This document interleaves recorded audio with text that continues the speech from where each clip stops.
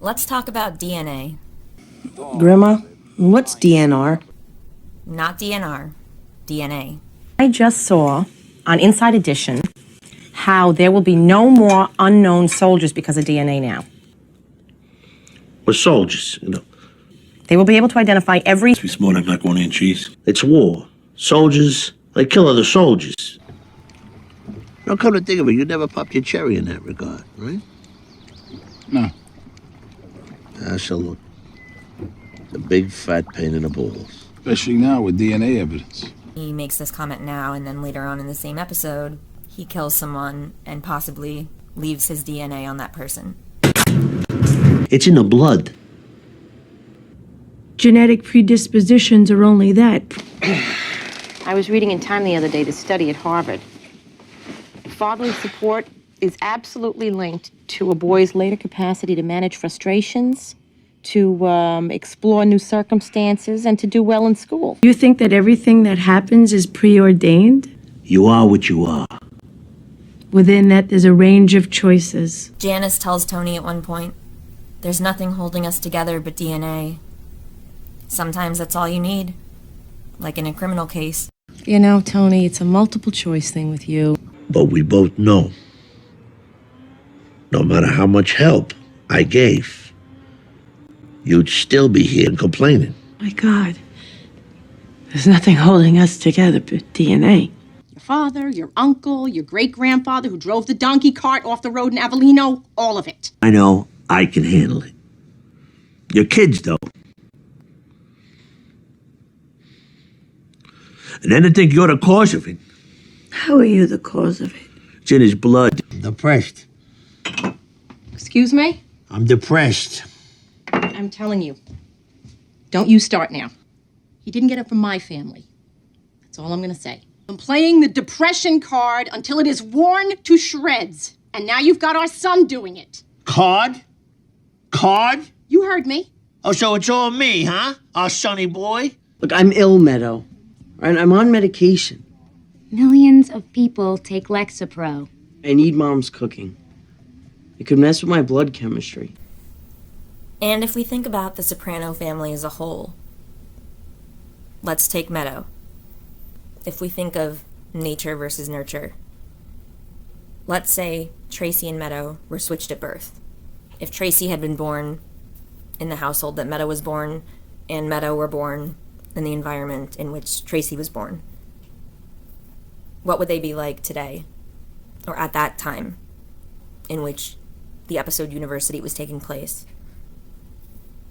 Nature versus nurture. My father was in it. My uncle was in it. God, what happened to him? He had the concept of sharing before any of the other toddlers. No matter was always sharper, but I remember the same thing with her. It's like watching an angel fall. Sometimes we're all hypocrites.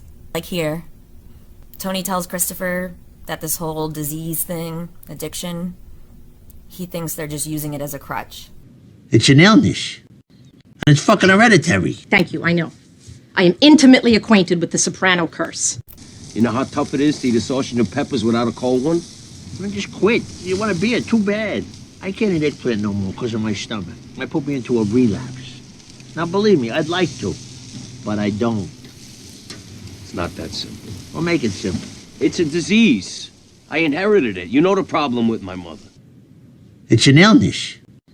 Sometimes you're unfairly pointing fingers, and sometimes others are unfairly pointing their fingers at you. Tony didn't want Christopher to slip up and use drugs and then get into trouble and possibly get Tony in trouble.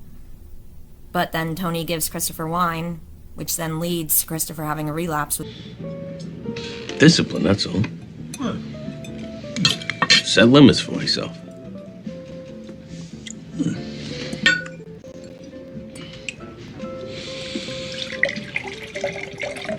You know, on the other side, they consider wine food. Yeah? I always find that comment interesting when Tony says on the other side they consider wine food, because when I hear the other side, I also think of death, like being in heaven or wherever. On the other side, which we know Christopher ends up there sooner rather than later. at the hands of Tony. Christopher tells Tony that he should understand how hard it is for Christopher to be around certain places, like Bada Bing, Satriali's. And when Tony asks why, Christopher says, "'Cause you're in therapy. You understand the human condition." Understanding the human condition is one thing. Doing the right thing, or using your understanding to benefit others, that's a whole separate thing. Who's a true sociopath? I had a guy at the state asylum, slow poisoner. They even mimic empathy. They blubber and cry.